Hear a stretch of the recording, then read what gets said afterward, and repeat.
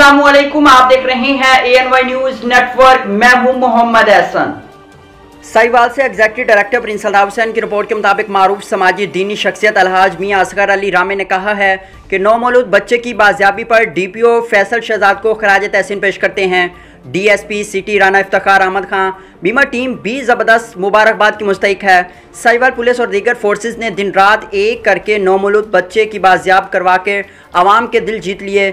इन ख्यालात के ज़ार मारूफ समाजी दीनी शख्सियत अलहाज मियां असगर अली रामे ने अपनी रिहाइश का रामे टाउन लाल हवेली साहिवाल में एक पुरहुजूम प्रेस कॉन्फ्रेंस करते हुए किया। उन्होंने कहा कि साहिवाल पुलिस ने नौमौलूद बच्चे की बाहिफाजत बाजियाबी पर बच्चे के वालिदैन और बुजुर्गों के दिल भी जीत लिए।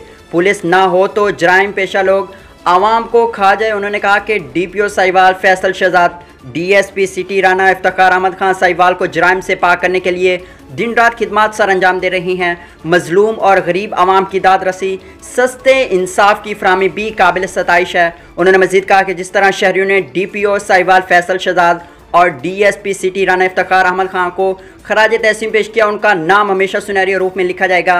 इस मौके पर अलहाज मियां असगर अली रामे ने खुसूसी तौर पर DPO Sahiwal Faisal Shahzad, DSP city Rana Iftikhar Ahmed Khan की खिदमात को ताज़ा हवा का झोंका भी करार दिया।